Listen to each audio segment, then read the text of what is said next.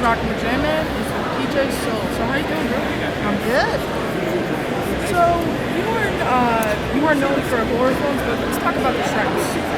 Oh, nice. Great movie, very funny. Army. It's getting older too now, but it's still so funny. Whenever it's on TV, I have to watch it. So Bill Murray made up that Aunt Jemima's scene. Aunt Jemima. Yeah, Aunt Jemima treatment on the spot. So what was going through your mind during that scene?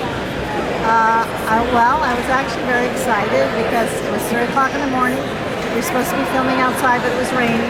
The whole point of the scene was to get a kiss, show that the two of us had come together. And he opened up the refrigerator when we came in from the rain, and he took out a carrot.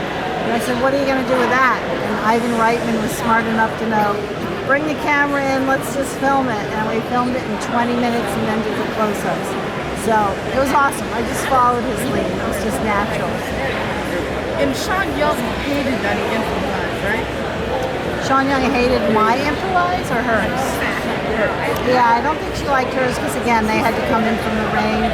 And that's what they came up with, her and Harold Ramis, their little game that they played. But ours was much better. Were you upset that he didn't let your husband Dennis Quaid in the movie? No, Dennis Quaid for Halloween. Yeah, he was considered for the part of Bob, but he was doing a movie of the week at the time named Bill with Mickey Rooney. And they couldn't work the dates out, but I think it all worked out for the best because John Michael Graham was perfect, and now I get to do cons with him. And doing a con with my ex-husband might be kind of weird. And you wore the same outfit as you did in Private Benjamin. Did you just have that laying around? Yeah, and you have done your research, I have to say. You know what? At the time, in those days, you got costumes from Western Costume, a big warehouse full of costumes. So the first movie I did was Private Benjamin in my Army uniform and the boots. And then when I went back and said, "Hey, I'm doing another Army comedy," and they said, "Well, we still have your uniform from Private Benjamin." And of course, it still fit. It was only a year later. And they just changed the name tag and gave me an MP Army. And so it was kind of cool. Did you ever recover your hairnet from that horse that kicked you? Where did I get kicked by a horse? Oh, my hearing. Okay, I thought you said hairnet and horse. Yeah. I did actually, but it took about 6 months, and I had to put drops in my ears because it actually broke my eardrum the force of the water. It was very scary and very painful, but now I hear better than ever, so I'm glad. Do you still have that red baseball cap? The red baseball cap was mine. I wore it to the audition, and I had it for a pretty long time, but then one day I thought, oh, it's getting so dirty, I better throw it in the wash with my clothes, and when I took it out, it was made of felt, and it just disintegrated in my hands. But there are two separate fans, two different places, who made me that hat with the pins and the patches, and so I have 2 new ones. They're not exactly like it, but pretty close. So. Do people ask you to say totally all the time? Totally.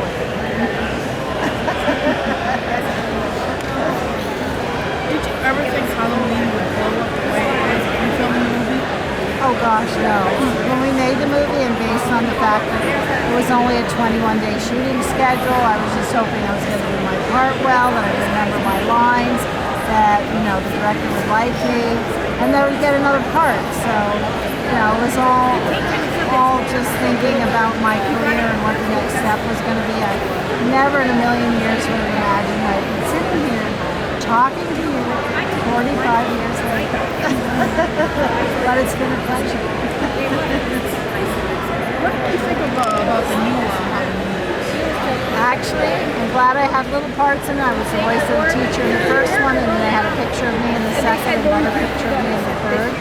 But to be truthful, I haven't watched them. I'm pretty disappointed Michael died. What about you? I didn't know. Is that what happened? Oh, sorry for the spoiler. It's okay. Spoiler alert. So, would you do a cameo in a reboot of the Halloween series? Well, I did the voice of the teacher, of course, if they asked me. It depends, I guess, on what department. I wanted to do the voice of the teacher, the voiceover, because they let me put in a totally in the script, because it was just kind of reproducing the scene from the original one of what the teacher's doing his poetry. So it only makes sense to have me do it if I say totally. And so David Gordon Green said, of course, say totally. So I think maybe, even though I would play an older person, I could still say totally. Did you actually get to hang out with the Ramones in Rockland High School? Of course, but only when we were shooting, because it was, again, another 21-day filming schedule, very quick. The Ramones were great. The first day of shooting was the bedroom scene where Joey sings to me, a little awkward and odd, because I had never met them before. Can't say I was a fan of their music, because I had never heard it before, and I had to be their #1 fan. But we hung out, obviously, when we were filming, and then when they did the concert scenes, which was filmed over 3 days, I really, recognized their talent and their amazing creativity and uniqueness in terms of the world of music. And they played those songs just 1, 2, 3, 4, right after another, right. I'm like, what is this? Who are they? And now I just love them, of course. And that movie, I'm so glad has resurfaced, and younger generations are watching it and loving it. And I wish the Ramones, besides Marky, who's still here, were here, especially Johnny and Joey, to see how many people love that movie now. And them. And you're making a remake of that one, right? No, haven't heard about that. There was a remake with Corey Feldman called Rockville High School Forever. It was terrible, terrible. And I don't know. I haven't heard anything about it. Have you? Yeah, I've heard a little bit about it. What about it? People are planning to make a remake. Tell them to call me. I'm Rick Randall, rock and roll. I'm now the principal. So you had a small but amazing role in that part of this. Yes. I did an audition, and I didn't really know. I knew about Rob Zombie former. I wasn't a fan of that kind of music. Love you, Rob. But my agent was like, well, I guess he's doing a movie. You should check out House of a Thousand Corpses. I rented it. Called my agent back up and said, nope, don't want to be in a movie like that. That's too graphic, too crazy. No, it's not like our Halloween. There's no blood and gore. And then she said, well, in your scene, you don't get killed. And it's with Sid Haig. So I reconsidered, and then I was so glad I did, because I love the movie.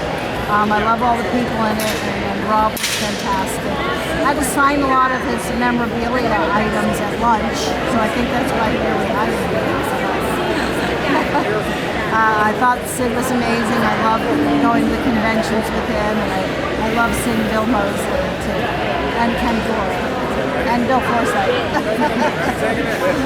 Did you ever find out what the clown business was? All I know is he needed my car, and I think it was more serious than clown business. Two from teaching for life if you got Princess Leia. Oh, thank goodness. I did not, and happy about that. So I didn't really go up for Princess Leia, even though there was a joint casting session. But I'm so glad that Brian De Palma saw something in me, and I think he really just liked the hat. What's next for you? I just go to cons. My son and daughter each have 2 kids, so I've got 4 grandchildren. I try to spend as much time with as possible. My son lives in Virginia. My daughter's in LA, only about 20 minutes from me, so that's a little more convenient. My son and his wife are both in the Coast Guard, so very proud of them. And hopefully I'm going to get to see them before the end of the year. So. What's your next project? What would it be? Gosh, you know what? I don't even give that much thought, because I know what it takes to really commit to a movie.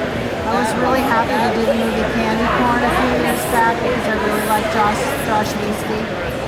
He had done the making of Three from Hell, and Rob Zombie had selected him to do that, and then he did this movie Candy Corn, which he had asked me to again do a cameo in, which I just thought was terrific and fun.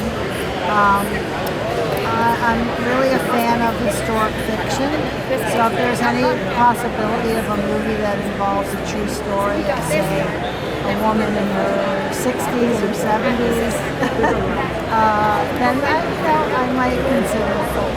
And I've also always toyed with the idea of writing my autobiography, but I haven't settled on how I would go about that, except the title would be The Totally Girl. So I got that part. If you were on death row, what would be on the menu? Oh my God, that's a terrible question. Well, I have to say probably my favorite food is crab cakes and key lime pie. So. Well, all right, it's been my pleasure. Thank you for being on my show. Next time we talk is at another. Thank you so much. Thank you. All right. Have a nice day. Look out for this guy. He's the next John Carpenter. Thank you. Thank you.